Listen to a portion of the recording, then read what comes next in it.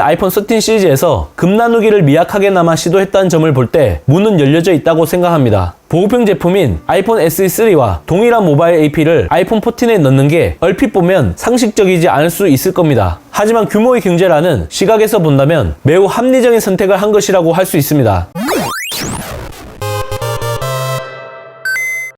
애플 소식통으로 가장 유명한 네임드라 하면 역시 밍치껏 TF증권 애널리스트를 빼놓을 수 없습니다. 2010년 초반부터 무려 10년 넘게 아이폰, 아이패드, 맥북 등 다양한 제품에 대한 출시 전망을 쏟아내고 있는 중입니다. 특히 대만 공급망 유출 소스와 휴민트를 앞세워 흥미로운 예측을 쏟아내고 있는데 준수한 적중률을 보여주고 있습니다. 애플가는 때려야 뗄 수 없는 팁스터인 만큼 전 세계 IT 매체가 그의 글을 주목하고 있다고 해도 과언이 아닙니다. 현지 시간으로 3월 13일 충격적인 소식이 들려왔습니다.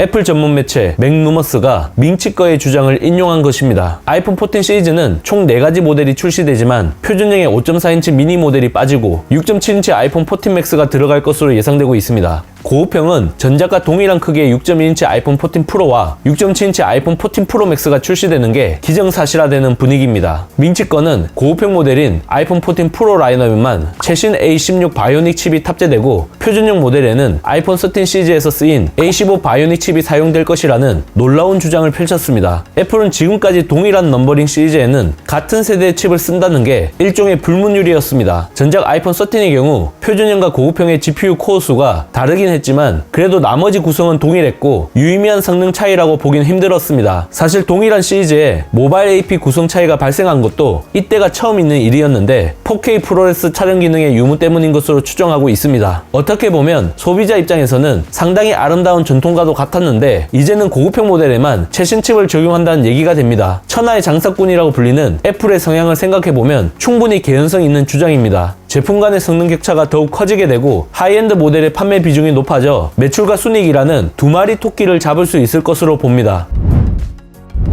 시장조사 업체 카운터포인트 리서치에 따르면 2021년 전 세계에서 가장 많이 팔린 스마트폰은 아이폰 12로 나타났습니다. 애플 제품이 상위 10개 모델 중 7개를 차지했는데 이는 역대 최고 수치입니다. 삼성 갤럭시 A12가 6위, 샤오미 홍미 9A가 7위, 홍미 9이 10위를 기록했는데 보급형 스마트폰이라는 점에서 상대적으로 의미가 퇴색될 수밖에 없습니다. 지난해 4분기에만 아이폰 13 시리즈는 4천만 대 이상이 판매되어 역대 최다 판매량 기록을 경신했다는 점도 놀라운 부분입니다. 가장 많이 팔린 모델은 바로 3위를 기록한 아이폰 13으로 2.1%를 차지했습니다. 그 뒤를 잇는 건 9위를 기록한 아이폰 13 프로 맥스로 1.3%를 차지했고 순위권 바뀌지만 아이폰 13 프로가 그 뒤를 이었습니다. 애플 입장에서 보면 아이폰 13 프로 맥스의 판매량은 분명 고무적이지만 아이폰 13 프로와 아이폰 13의 순위가 서로 바뀌었으면 좋겠다는 생각이 들 수밖에 없습니다.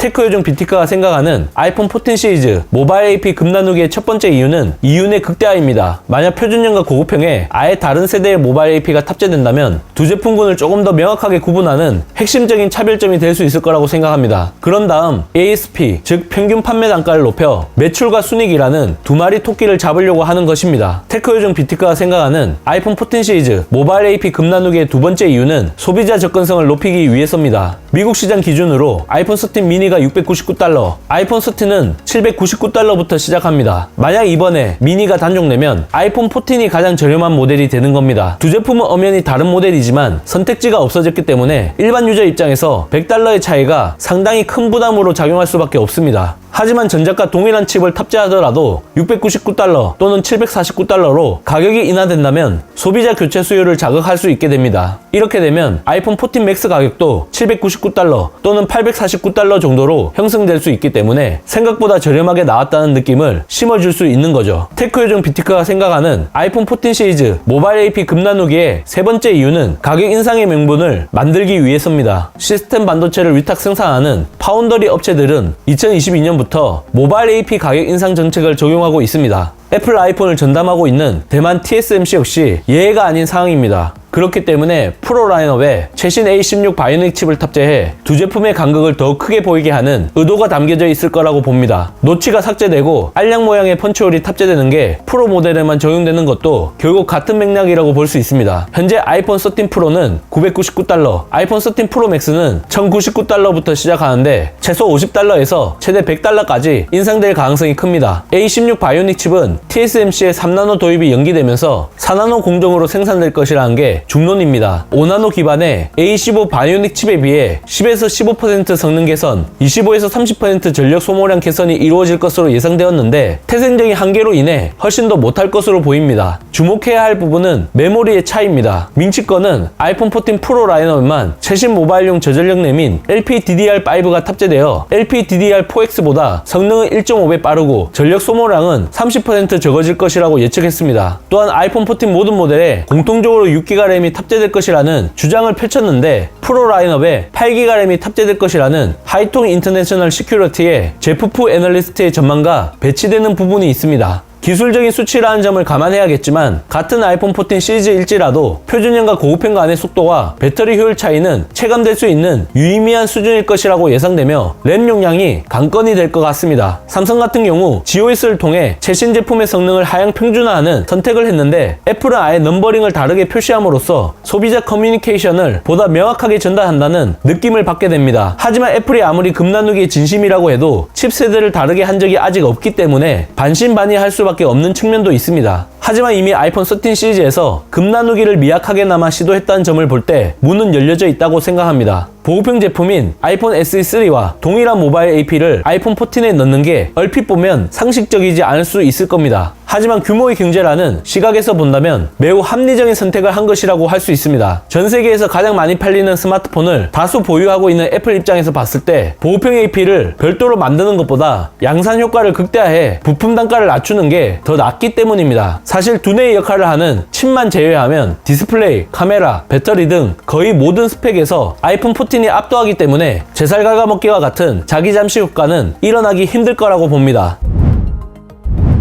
아이폰 14 프로를 사야 하는 또 다른 이유가 포착되었습니다. 9to5 맥에 따르면 아이폰 14 일반형은 전작과 디스플레이 크기와 해상도가 동일하지만 아이폰 14 고급형은 새롭게 도입되는 두 개의 구멍이 뚫린 펀치홀 디스플레이를 채택하기 위해 화면 크기가 미세하게 조금 더 커지고 해상도 역시 약간 더 높아질 수 있을 것이라고 합니다. 이렇게 되면 외관 디자인에서도 차이가 발생할 여지가 충분하다는 얘기가 됩니다. 한 가지 더, 차기 아이폰에는 위성통신 기능을 쓸 수 있게 작업 중이라는 루머가 나왔습니다. 내부적으로는 코드명 스튜이라고 불리고 있다고 하는데요. 아이폰 14 시리즈부터 적용될지는 확실하지 않지만 애플이 위성을 통해 통화를 하거나 문자를 보낼 수 있는 프로토타입을 테스트하고 있는 것은 분명해 보입니다. 만약 이게 탑재되면 통신 네트워크 연결이 힘든 오지 같은 곳에 있더라도 긴급 통화를 하거나 SOS 기능을 통해 비상연락처에 문자를 보낼 수 있게 된다는 의미가 됩니다. 이번 영상을 본 여러분들의 생각은 어떠신가요? 잘 보셨다면 좋아요, 구독, 알림 설정까지 모두 눌러주세요. 영상 제작에 큰 도움이 되니 잊지 말고 눌러주시는 센스. 지금까지 테크요정 비티커였습니다.